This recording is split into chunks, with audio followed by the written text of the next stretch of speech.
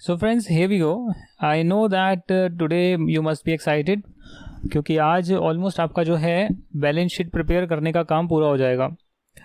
So till now we have made the balance sheet schedule and what we did was कि जो आपके trial balance में figures आ रही थी और बैलेंस शीट से पर्टेन करती थी उसको अप्रोप्रिएट शेड्यूल में हमने डाला है और हमने जो है समिफ का फॉर्मूला यूज़ करा है.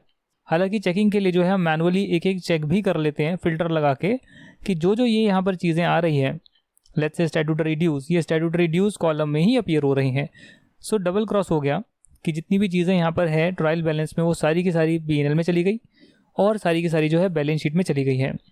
जो चीज़ें चली गई उसे हमने येलो से हाईलाइट किया था. तो अगर आप यहाँ पर फिल्टर में जाकर नो फिल करेंगे तो आप पाएंगे कि यहाँ पर ऐसा कुछ भी नहीं है जो हमने कवर ना किया हो, यानी कि सारे के सारे आइटम्स जो हैं एक बार कवर हो गए हैं और किसी भी आइटम का डुप्लीकेशन नहीं है.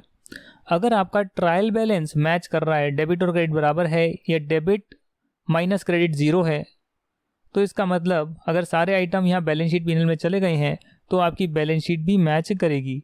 और अगर आपको कोई एडजस्टमेंट करनी है, जैसे मैंने बताया कि नोट्स टू अकाउंट्स में कुछ एडिशनल डिटेल्स जाती है जिसका ट्रायल बैलेंस से कोई लिंक नहीं होता, वो आपको मैनेजमेंट से पूछनी पड़ती है, लेनी पड़ती है. और जो ऑडिटिंग में होते हैं, ऑडिटर होते हैं, वो खुद जो है उसको वेरीफाई करते हैं. साथ ही में ये जो डिस्क्लोजर हैं जो शेड्यूल 3 में गिवन है और जो यहाँ पर आ भी रहे हैं, मैंने आपको दिखाए भी थे कि 5% से ज़्यादा शेयर होल्डिंग किसकी है उसका आपको यहाँ पर बताना पड़ेगा और मैनेजमेंट ही बता पाएगी. ये आप नहीं देख सकते, या फिर आप रिकॉर्ड्स वगैरह अगर कंपनी के देख सकते हैं या कंपनी की वेबसाइट पे देख सकते हैं, कंपनी लॉ की वेबसाइट पे देख सकते हैं, MCA की वेबसाइट पे देख सकते हैं, मिनिस्ट्री ऑफ कॉर्पोरेट अफेयर्स की, अगर वहाँ पे डिटेल्स अपलोडेड है तो वहाँ से आपको ये सारी इन्फॉर्मेशन मिल जाती है. तो ऑडिटिंग में आप वेरीफाई करते हैं. अदरवाइज अगर आप सिर्फ मैनेजमेंट के लिए कर रहे हैं, आपको साइन नहीं करना है, तो आप मैनेजमेंट जो कह रही है उसे आप मानकर ये बना सकते हैं. रिजर्व एंड सरप्लस हो गया, लॉन्ग टर्म प्रोविजंस हो गए, ऐसे आपने सारी चीज़ें कर दी है. पर मैंने आपको एक चीज़ बताई थी कि जब भी हम प्रोविजंस में फ़िल्टर लगा रहे हैं, यानी कि उसमें हम समिफ का फॉर्मूला लगा रहे हैं, लाइबिलिटीज़ में लगा रहे हैं, अदर नॉन करेंट या करेंट लाइबिलिटीज़ में लगा रहे हैं, तो उसमें हम वो पूरा अमाउंट पिक कर रहे हैं जिसमें से कुछ पोर्शन लॉन्ग टर्म कुछ शॉर्ट टर्म हो सकता है. अगर आप टैली में ही अकाउंट दो बनाएं, लॉन्ग टर्म और शॉर्ट टर्म का, जो कि पॉसिबल नहीं होता है क्योंकि प्रोविजन तो प्रोविजन होता है ना, वो लॉन्ग टर्म या शॉर्ट टर्म हो उसे तो बाद में देखते हैं, बैलेंस शीट डेट पर देखते हैं. तो इसीलिए आपने पूरी की पूरी जो है लेजर अमाउंट को एक पर्टिकुलर शेड्यूल में डाल दिया है. पर इसका मतलब ये नहीं कि पूरी अमाउंट ही लॉन्ग टर्म होगी, हो भी सकती है, हो सकता है इसका कुछ पोर्शन शॉर्ट टर्म आए, तो जो शॉर्ट टर्म में आ रहा है वो शॉर्ट टर्म में डालकर यहाँ से सब्ट्रैक्ट कर देंगे ताकि अगर कहीं पर एडिशन हो तो दूसरी जगह सब्ट्रैक्शन हो जाए, तो ऑलमोस्ट जो है आपकी पूरी बैलेंस शीट हमेशा मैच्ड रहे. अब वो मैं कहाँ से दिखाऊंगा आपको? ये जो फाइनल बैलेंस शीट है, मान के चलिए कि मैनेजमेंट ने आपको ये डेटा दिया है, जो इसमें डेटा मिसिंग है, जो ट्रायल बैलेंस से हम नहीं बना सकते हैं, वो आपको मैनेजमेंट ने प्रोवाइड किया है. फॉर एग्जाम्पल यहाँ पर आप एक एक चीज़ मैच करते चलिएगा मेरे साथ. तो आपका शेयर कैपिटल तो मैच हो रहा है, यहाँ पर शेयर आउटस्टैंडिंग की डिटेल है, तो आप यहाँ पर कॉपी कर सकते हैं. कॉपी करने के बाद यहाँ पर आप पेस्ट कर सकते हैं, ठीक है.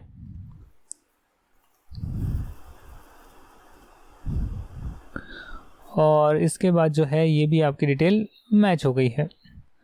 नीचे जो यहाँ पर नोट्स टू अकाउंट्स में डिटेल आ रही है कि कंपनी के जो है fully paid equity share allot करे गए थे, या फिर और बहुत सारी चीज़ें आ रही है. लास्ट 5 ईयर्स में अगर कंपनी ने कुछ भी अलॉट किए थे shares in pursuant of scheme of amalgamation, तो वो सारी डिटेल आपको शो करनी होती है और ये ट्रायल बैलेंस से कतई नहीं आती है.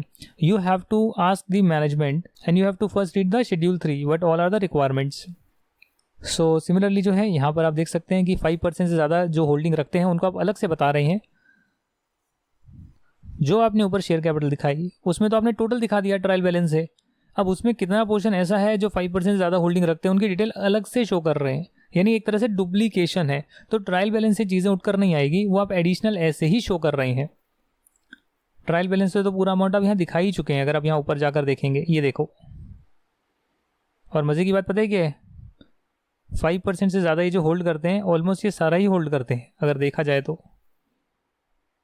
राइट, क्योंकि वो होल्डिंग कंपनी है, 100% होल्डिंग कंपनी है. सिमिलरली होल्डिंग कंपनी के बाद एक और डिटेल है और यहाँ पर वही आ गया कि 100% जो है एक ही बंदा होल्ड करता है, यानी होल्डिंग कंपनी होल्ड करती है. फिर आपने जो है रिजर्व एंड सरप्लस पिक करा और रिजर्व एंड सरप्लस जो जो आया, ओपनिंग बैलेंस और ये सारी चीज़ें, ये आपने जो है यहाँ पर डाल दिया। लॉन्ग टर्म प्रोविजंस जितना भी है वो लॉन्ग टर्म ही है, मैनेजमेंट से पता लगेगा, वेरीफाई करके पता लगेगा, डॉक्यूमेंट्स को चेक करके पता लगेगा। उसके बाद है ट्रेड पेबल्स।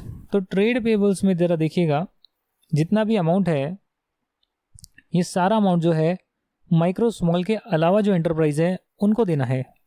तो इसका मतलब आपने इसको यहीं पर क्लासीफाई करा था और यहीं पर ही आ रहा है। उसके बाद है अदर करेंट लाइबिलिटीज़। तो अदर करेंट लाइबिलिटीज़ भी पूरा मैच करता है, करेक्ट। फिर है शॉर्ट टर्म प्रोविजंस, और शॉर्ट टर्म प्रोविजंस में हमारे पास कुछ भी नहीं आ रहा है। हमने सम इफ का फॉर्मूला लगाया but nothing is appearing here. But if we check the management data, because it is the final balance sheet which is asked from the management, तो वहाँ पर वो बताते हैं कि देखिए जो ग्रेट्युटी है फंडेड अनफंडेड वो शॉर्ट टर्म की इतनी है 73,362,70,219। तो अगर आप यहाँ पर कुछ भी एडिशन कर रहे हैं शेड्यूल में, देखिए दो तरीके के शेड्यूल होते हैं। एक शेड्यूल है जिसका बैलेंस आपके बैलेंस शीट में जाएगा, बैलेंस शीट के फेस पर लिंक होगा। दूसरा शेड्यूल होता है जिसमें आप ऐसी एडिशनल डिटेल शो करते हैं जिसका कहीं पर लिंकिंग नहीं है। जैसे फॉर एग्जांपल यहाँ पर आपने दिखाया नंबर ऑफ शेयर होल्डर जिनका 5% से ज़्यादा होल्डिंग है, इसका कोई बैलेंस शीट में लिंकिंग नहीं जाने वाला। ये सिर्फ नोट्स टू अकाउंट्स में आपने एडिशनल डिटेल्स दिखाई है, तो यहाँ तो कोई फ़र्क नहीं पड़ेगा। पर ऐसी डिटेल जहाँ पर मेन बैलेंस शीट में लिंक होना है और वहाँ पर आपने कुछ ऐड ऑन कर दिया, तो जब ट्रायल बैलेंस की सारी चीज़ें हम कवर कर चुके हैं, अगर उसके अलावा हम कुछ भी ऐड ऑन करेंगे जो बैलेंस शीट में फिगर जाने वाली है तो मिसमैच होएगा, तो कहीं ना कहीं से माइनस तो करना पड़ेगा। और आपको देखना पड़ेगा ये जो अमाउंट आपने डाली है ये टोटल कहाँ पर आ रही है जिसको आप अब निकालना चाहते हैं। तो यहाँ पर आप देख सकते हैं कि यहाँ माइनस किया हुआ है, देखिए माइनस शॉर्ट टर्म, कि वैसे तो सारा लॉन्ग टर्म में ही दिखा रहे हैं बट मैनेजमेंट से पूछकर पता लगा है डॉक्यूमेंट वेरीफाई करके कि इस पूरे में से कुछ ना कुछ जो है शॉर्ट टर्म भी है, तो वो आपने यहाँ पर डाल दिया। अब जो है अमाउंट पूरी तरह से जो है मैच हो गई है, शायद पहले इग्नोर कर दिया होगा, अब मैच हो गई है। और देखिए ये मैच हो रही है। नॉन करेंट इन्वेस्टमेंट देखिए, इन्होंने कहीं ना कहीं इन्वेस्टमेंट करी हुई है कनाडा में और वो पूरी की पूरी यहाँ शो हो रही है, समिफ के फॉर्मूले से उठकर आ रही है। डेफर्ड टैक्स एसेट जो है वो आपने टोटल में तो शो कर दिया समिफ के फॉर्मूले से, पर उसमें जो इंडिविजुअली क्या क्या आइटम है वो भी जो है यहाँ पर शो किया हुआ है। जैसे आपको याद है हम प्रोडक्ट वाइज डिटेल देते हैं, सेल्स कितनी हुई, परचेज कितनी हुई, प्रोडक्ट वाइज डिटेल देते हैं, इन्वेंट्री कितनी बची है।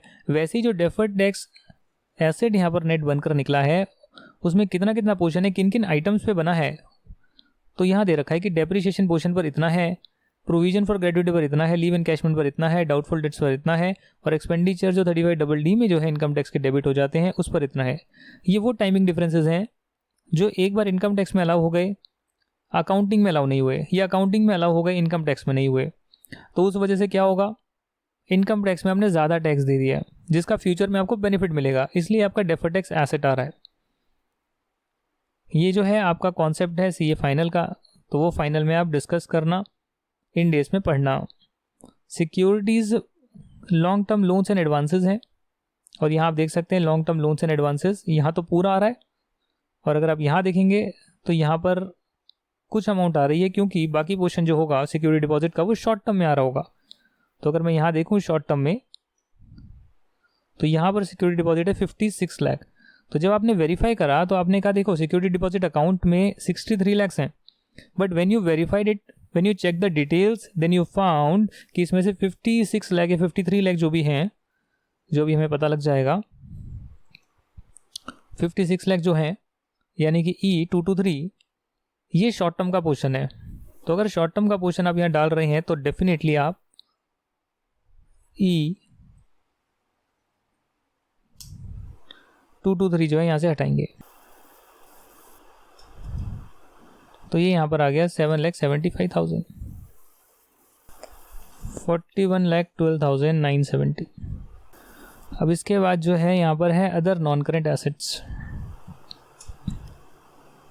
अदर नॉन करेंट एसेट में आप देखते हैं interest accrued but not due, and you also see some balance of non current bank balances 3 lakh rupees. अब जाहिर सी बात है कि आप मैनुअल फिगर डाल रहे हैं कि नॉन करेंट बैलेंस जो है बैंक का या bank deposit with original maturity of more than 12 months जो है वो 3 लाख रुपीज़ है। तो आपको देखना पड़ेगा कि क्या आपने करंट एसेट में भी ऐसा कुछ दिखाया है क्या आपने कैश एंड कैश इक्विवेलेंट में भी कुछ दिखाया है क्या? The answer is yes, you have shown something E212, E213, E169। इसका मतलब बैंक डिपॉजिट जो है वो आपने लेस देन 3 मंथ्स में पूरा दिखा दिया। बट जब आप स्क्रूटनाइज करते हैं तो आपको पता लगता है भाई लेजर तो एक ही बनाया हुआ है, बट उसका कुछ पोर्शन जो है हमें शेड्यूल में अलग से दिखाना है जो कि नॉन करेंट पोर्शन है, और नॉन करेंट पोर्शन है 3 लाख। तो इसलिए आप क्या करेंगे, यहाँ पर जो आप टोटल दिखा रहे हैं डिपॉजिट, इसमें से आप माइनस कर देंगे जो आप कुछ पोर्शन जो है नॉन करेंट में दिखाना चाहते हैं। भाई लेजर तो एक ही बनाया ना, बट उसमें पार्ट तो 2 कर रहे हो आप, क्योंकि शेड्यूल की रिक्वायरमेंट है शेड्यूल 3 की कि आपको लॉन्ग टर्म शॉर्ट टर्म में दिखाना है। तो ऐसे कर एक जगह एडिशन करा, दूसरी जगह सब्ट्रैक्शन करा, तो मैच हो गया। सिमिलरली जो है interest accrued on bank deposit है। यहाँ अगर आप देखेंगे तो डेफिनेटली एक और अमाउंट आ रही है जो आपने इंटरेस्ट एक्रूड की 234 कॉलम में दिखाई है, 234 रो में दिखाई है, वो है ये रही। ये आपने मैनुअली अमाउंट डाला है जिसमें आपको पता लग रहा है इतना तो अदर करेंट एसेट है। तो अदर करेंट एसेट का जो अमाउंट है, तो यहाँ पर आपको एक लाइन आइटम ऐड करना पड़ेगा जो शायद हमने हटा दिया था, और यहाँ आप उसे पेस्ट कर सकते हैं।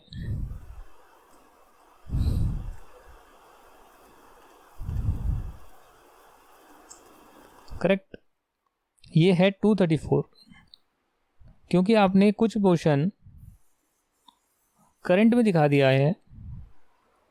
कैसे दिखाया? वेरीफाई करने के बाद दिखाया कि जो लेजर अकाउंट है उसमें इतना पोर्शन करंट का है, तो बाकी जो है वो नॉन करंट का होगा। अब आप देख सकते हैं ये भी मैच कर रहा है, और ये चीज़ें आपको कहाँ से पता लगी है? मैनेजमेंट से पूछकर, या जब आपने ऑडिट करी तो वेरीफाई करके आपको ये चीज़ें पता लगी है। तो जब आप देखेंगे शेड्यूल की रिक्वायरमेंट है तो आप डेफिनेटली वो वेरीफाई करेंगे ना कि इसमें शॉर्ट टर्म कितना है, लॉन्ग टर्म कितना है, वो आपको करना ही पड़ेगा शेड्यूल की रिक्वायरमेंट के हिसाब से। सिमिलरली क्लोजिंग स्टॉक आ रहा है, क्लोजिंग स्टॉक में कोई दिक्कत नहीं है, वो सेम टू सेम यहाँ पर आएगा। उसके बाद ट्रेड रिसीवेबल आ रहे हैं, और ट्रेड रिसीवेबल जो है वो यहाँ आप देख सकते हैं कि ये मैनुअल अमाउंट डाली हुई है, और जो आपका टोटल अमाउंट है उसमें से आपने माइनस कर दिया तो अदर रिसीवेबल में शो किया है। इसका मतलब क्या हो गया? इसका मतलब ये हो गया कि जो अदर रिसीवेबल हैं, आप देख सकते हो सेम अमाउंट डाली है, ट्रेड रिसीवेबल 2 जगह पर सेम आ रहा है। इसको एक बार डिलीट कर देते हैं। आप ये कह सकते हैं कि जो भी ट्रेड रिसीवेबल्स हैं वो सारा ट्रेड रिसीवेबल आपने अदर रिसीवेबल में डाल दिया है, पर शेड्यूल की रिक्वायरमेंट है कि आपको ट्रेड रिसीवेबल ऐसे बताने हैं कि कितने गुड हैं, कितने डाउटफुल हैं। तो गुड और डाउटफुल का दिखा के प्रोविजन माइनस करेंगे, और बाकी जो अदर रिसीवेबल हैं वो आप यहाँ पर शो करेंगे। ये जो गुड डाउटफुल हैं ये आपको दिखाना होता है जो 6 महीने से ज़्यादा एक्सीड हो चुके हैं और उनकी पेमेंट नहीं आई। तो मान लेते हैं कि आपने किसी को बोला कि भाई देखो 1 महीने में आप मुझे पैसा दे देना, 1 महीना होने के बाद वो हो गया ओवर ड्यू, 1 महीने के बाद वो ड्यू हो गया, और जितने जितने दिन जाएंगे वो ओवर ड्यू होते रहेगा। वो 6 महीने से ज़्यादा एक्सीड हो गया है, उसकी डिटेल अलग से शो करनी होती है, क्योंकि यहाँ पर रिसीव करने की संभावनाएं कम है, पैसा नहीं आएगा। और इसीलिए यहाँ पर हम कुछ ना कुछ प्रोविज़न भी बनाते हैं कि भाई कि सामने वाला बंदा बैड हो जाएगा और आपको पैसे रिकवर नहीं होंगे। ये तो रिस्क होता ही है क्रेडिट पे सामान बेचने का। तो यहाँ से आपने देखा कितना जो है 6 महीने से ज़्यादा ड्यू है, उसे आपने मैनुअल कैलकुलेशन करी, वर्किंग बनाई अपनी। जो वर्किंग यहाँ नहीं दे रखी, सिर्फ अमाउंट दे रखी है, क्योंकि जो चीज़ें आपने यहाँ ऐड कर दी है उसे आप टोटल में से माइनस कर देंगे कि भैया ये तो 6 महीने से ज़्यादा ड्यू वाले हैं, तो बाकी जो बैलेंस है वो आपका 6 महीने से कम वाला है, और 6 महीने से ज़्यादा ओवर ड्यू नहीं हुए तो इसको हम गुड ही मानते हैं। मतलब प्रोविजन की उसमें कुछ रिक्वायरमेंट होती नहीं है अनलेस एंड अनटिल कंपनी की कोई पॉलिसी हो। यहाँ पर देखेंगे कैश एंड बैंक बैलेंस में कि अदर बैलेंसेस जो है वो आपने मैनुअली कैलकुलेट करें हैं, क्योंकि आपको ये डिटेल देनी होती है कि कितने अदर बैंक बैलेंसेस हैं, यानी करेंट अकाउंट और डिपॉजिट जो लेस देन 3 मंथ है, उसके अलावा बैंक बैलेंसेस आपका और क्या क्या बैंक में पड़ा है। तो वो आपने यहाँ पर चेक करा, और फिर आपने टोटल में से उसे माइनस कर दिया कि भाई जो मैंने लेजर से अमाउंट निकाली है उस लेजर में कुछ पोर्शन की बाइफरकेशन मैंने कैलकुलेट करी मैनुअली, लेजर को पूरा स्क्रूटनाइज कर और वो मैंने शेड्यूल में शो करा क्योंकि शेड्यूल की रिक्वायरमेंट है, और ऐसे आपने उसे मैच करा दिया। करेक्ट। तो ये आपका 2 करोड़ 39 लाख और 5 करोड़ 45 लाख हो गया। यहाँ पर देखिएगा शॉर्ट टर्म लोन्स एडवांसेस, तो ये भी आपका हो गया 1 करोड़ 73 लाख। और अदर करेंट एसेट्स आपके हो गए हैं फाइनल वाले में, आप देख लीजिए 7,70,000, 4,85,000। तो ये इसका सम होगा, सम करा नहीं हुआ क्या ठीक से, इसको सम कर लीजिए और ये आपका शेड्यूल तैयार हो गया है। यानी शेड्यूल में जो डिटेल चाहिए थी पहले तो आप ट्रायल बैलेंस से ले आए, और जो चीज़ें आपको बाइफरकेट करनी थी वो डेफिनेटली आपने R&D करी, मैनेजमेंट से पूछा, चेकिंग करी है और उसे आपने जो है एप्रोप्रिएट जगह पे शो करा है। अब बैलेंस शीट जो है उसमें आपको कुछ नहीं करना, बैलेंस शीट में आपको सिर्फ इक्वल टू डालकर शेड्यूल से लिंक करना है, जैसे यहाँ पर ऐसे करेंगे आप।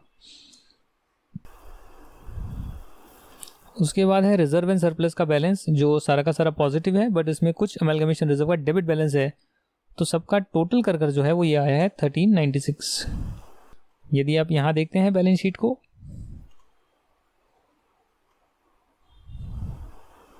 तो वहाँ भी सेम चीज़ें आ रही है। इसके बाद जो है मैं लॉन्ग टर्म प्रोविजंस यहाँ पर निकालूंगा, एक एक कर जो मैंने शेड्यूल्स बनाए हैं जो बैलेंस शीट में शो होते हैं और एंटिटी के पास वो चीज़ें हैं भी, तो वो चीज़ें मैं यहाँ शो करूँगा। फिर ट्रेड पेबल है, करंट कितने हैं, अदर करंट लाइबिलिटीज़ कितनी हैं, और उसके बाद शॉर्ट टर्म प्रोविजंस कितने हैं। तो ये आपका सारा सम आ गया, इन दोनों तीनों का सम आ गया है, इसको बोल्ड कर देते हैं। अब है एसेट की साइड। एसेट में आप देखेंगे टेंजिबल फिक्स्ड एसेट्स कितने हैं, तो टेंजिबल फिक्स्ड एसेट जो है वो आप फिक्स्ड एसेट शेड्यूल से निकाल सकते हैं, और यहाँ पर जो है नेट बैलेंस आ रहा है। हालांकि आप एक्यूमुलेट डेप्रिसिएशन माइनस करके भी दिखाएं, वो भी एक अच्छी प्रेजेंटेशन होती है, पर अभी जो है यहाँ पर नेट वर्जन ही दिखाया हुआ है, यानी एक्यूमुलेट डेप्रिसिएशन माइनस करने के बाद जो आया है वो दिखाया है। सिमिलरली आप यहाँ देख सकते हैं नेट ब्लॉक इंटेंजिबल एसेट का।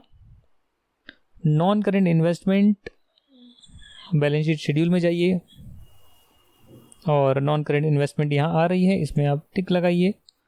डेफर्ड टैक्स एसेट्स हैं, उसमें आप जा सकते हैं, उसमें आप यहाँ सेलेक्ट कर सकते हैं अमाउंट, इसको बोल्ड कर सकते हैं, no issues. Long term loans and advances, other current other non current assets, inventories यानी क्लोजिंग स्टॉक,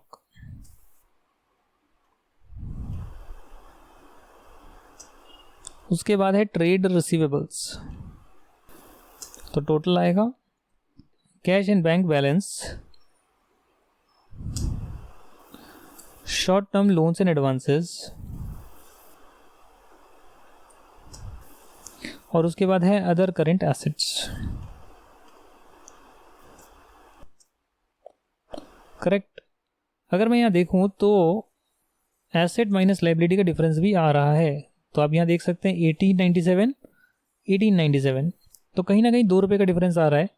और अगर आप 2 रुपये का डिफरेंस देखें तो ये 13 है और ये 11 है, यानी एसेट साइड का 2 रुपये का डिफरेंस आ रहा है। करेक्ट, सही कह रहा हूँ मैं। तो यहाँ पर आप देख सकते हैं कलर फिल्टर नॉन हाईलाइट,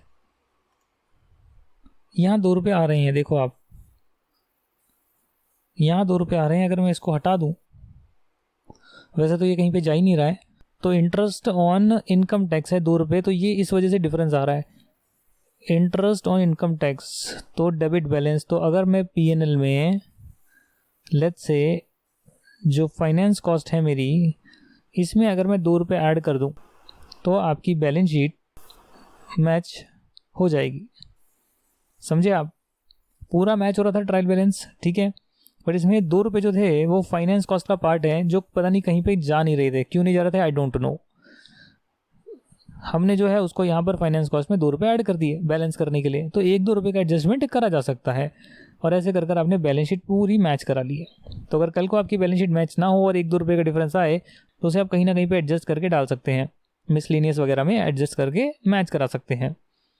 तो जब भी आपको लिंकिंग खोलनी है तो आप यहाँ ऊपर देख सकते हैं बैलेंस शीट शेड्यूल E15 आ रहा है, और कंट्रोल दबा के ब्रैकेट ओपन दबाएंगे तो आप यहाँ चले जाएंगे, F5 दबाएंगे और एंटर करेंगे तो वापस आ जाएंगे। तो ऐसे कर जो है आप लिंकिंग चेक कर सकते हैं, शेड्यूल की लिंकिंग। उसके बाद शेड्यूल में जो है अमाउंट आ रही है उसमें आप ऊपर देखेंगे कहाँ से आ रही है, समय फॉर्मूले से। जब आप कंट्रोल प्लस ब्रैकेट ओपन करेंगे तो यहाँ से आपको पता लगेगा। फिल्टर लगा के चेक कर सकते हैं कि अमाउंट में क्या क्या चीज़ें आ रही है। तो ऐसे बैलेंस शीट से बैलेंस शीट का शेड्यूल, बैलेंस शीट के शेड्यूल आया है ट्रायल बैलेंस से। Similarly profit and loss statement, इसमें आप जा सकते हैं P&L के शेड्यूल में, और P&L का शेड्यूल जो है वो बनकर निकला है ट्रायल बैलेंस से। तो अल्टीमेटली ट्रायल बैलेंस से सारी चीज़ें बनकर निकलती है। इस तरीके से जो है हमने आपकी स्क्रैच से जो है बैलेंस शीट तैयार कर ली है। यहाँ पर कुछ आइटम्स पे कलरिंग नहीं हो रखी है, हट गई थी, तो इसको कर देते हैं ऑल DFS। जो ब्लैंक शीट्स है उसे मैं ज़रूर यहाँ पर डिलीट कर रहा हूँ, और इसको आप अरेंज कर सकते हैं ऐसे ट्रायल बैलेंस, ऐसे बैलेंस शीट P&L। उसके बाद ट्रायल बैलेंस को आप यहाँ पर ले जा सकते हैं। कई लोग ट्रायल बैलेंस को हाइड भी रखते हैं तो आपको शो नहीं होता, तो कई बार आपको शो ना हो तो आप राइट क्लिक करके देखें, अनहाइड करके देखें कौन कौन से नंबर्स को हाइड किया हुआ है। जैसे हमने करंट ईयर का बनाया वैसे ही प्रीवियस ईयर का बनेगा और साथ में यहाँ पर लग जाएगा। उस तरीके से जो है हमने डेल्टा कॉप की फाइनेंशियल स्टेटमेंट देखी है, किसी भी कंपनी की देखी है, वो ऐसे एक्सेल में पूरी तरह से तैयार करी गई है। आप भी कर सकते हैं। और लास्ट में हम एक बार एसेट का शेड्यूल देख लेते हैं, फिक्स्ड एसेट का शेड्यूल, जो कि आपका एसेट वाइज बनता है। एसेट की कैटेगरीज होती हैं, हालांकि जब एसेट को हम रिकॉर्ड करते हैं लेजर में तो वो अकाउंट वाइज रिकॉर्ड होते हैं, हर एसेट का अलग अकाउंट होता है, पर हम यहाँ पर उसे ग्रुपिंग में अलग अलग कैटेगरीज में शो करते हैं कि भैया जितने भी कंप्यूटर हार्डवेयर हैं उसको एक साथ शो करें, उसके ब्लॉक में कितना ओपनिंग है, कितना एडिशन करा, कितना डिलीशन हुआ, कितना क्लोजिंग है, इस पर कितना डेप्रिसिएशन बन चुका है, और क्या इसकी नेटबुक वैल्यू आ रही है। ऐसे कर फिक्स्ड एसेट और इंटेंजिबल एसेट का चलते रहता है। जो इस बार का क्लोजिंग है वो अगली बार का ओपनिंग बन जाता है, और ये शेड्यूल आगे कैरी ऑन होते रहता है। कई बार लेजर अकाउंट में और शेड्यूल में थोड़ा बहुत मिसमैच हो सकता है, तो वह मैनेजमेंट से पूछें कि भाई ऐसा क्यों है कि कुछ अमाउंट को हमने यहाँ शो करा है बट अगर लेजर में देखें तो नेटवर्क इक्विपमेंट में आएगी, तो वो ठीक से क्लासिफिकेशन नहीं हो रखी होती, और वो भी आप ऑडिट के दौरान चेक कर सकते हैं। तो ऐसे कर जो है हमने सारी चीज़ें बना ली हैं और आपकी बैलेंस शीट फाइनल हो गई है। इसको मैं सेव कर देता हूँ, और इसी के साथ आपका ये कोर्स कंप्लीट हो गया है। आई होप कि अगर आप इसको एक बार ट्राई करें, ट्रायल बैलेंस से खुद बनाकर ट्राई करें, तो आपको ये स्किल आ जाएगी। और अगर कोई और कंपनी का भी ट्रायल बैलेंस आपको मिलता है तो सबसे इंपॉर्टेंट पार्ट जो आपका ग्रुपिंग का है वो आपको करना पड़ेगा कि ये कहाँ कहाँ पर जाएगा। एक ढांचा आपको तैयार करना पड़ेगा बैलेंस शीट का, P&L का शेड्यूल 3 के हिसाब से, उसके शेड्यूल्स आपको तैयार करने पड़ेंगे शेड्यूल 3 के हिसाब से। जो शेड्यूल 3 पढ़कर आपको पता लगेगा इसमें क्या क्या डिटेल जाती है, और कंपनी के हिसाब से आप उस डिटेल को बना सकते हैं। और फिर अल्टीमेटली जो है आप इंश्योर करेंगे कि एक एक आइटम जो है वो शेड्यूल में कवर हो रहा है। उसके बाद जो एडजस्टमेंट है वो आप करेंगे, जो भी ज़रूरत है। अगर कहीं प्लस हो रहा है तो माइनस करेंगे, माइनस हो रहा है प्लस करेंगे, ताकि आपकी सारी चीज़ें टैली रहे, और इस हिसाब से जो है आप फाइनली बैलेंस शीट P&L उसके शेड्यूल बना सकते हैं। अकाउंटिंग पॉलिसी का भी डिस्क्लोजर दोस्तों आता है, वो भी आप एडिशनली लगाना चाहें लगा सकते हैं, कॉपी पेस्ट करके। और भी एक्स्ट्रा शेड्यूल्स वगैरह लगते हैं, नोट्स टू अकाउंट्स लगते हैं जो बैलेंस शीट या P&L से लिंक नहीं होते, जैसे contingent liability etcetera, related party disclosure etcetera. तो वो भी आप मैनेजमेंट से डिटेल बनी है उसको बस कॉपी पेस्ट कर ही नोट्स का पार्ट बनाना है। पर जो हमने करा है वो आपने पूरा फुल फ्लेज्ड बैलेंस शीट और P&L बनाना सीख लिया है। अगर आप इसको खुद से ट्राई करते हैं, हर क्लास के बाद एक्सरसाइज खुद से दोबारा करते हैं, तो आपके पास भी एक्सपर्ट नॉलेज आ सकती है। Thank you for attending this course. I wish you all the best in your future journey ahead. Thank you and bye bye.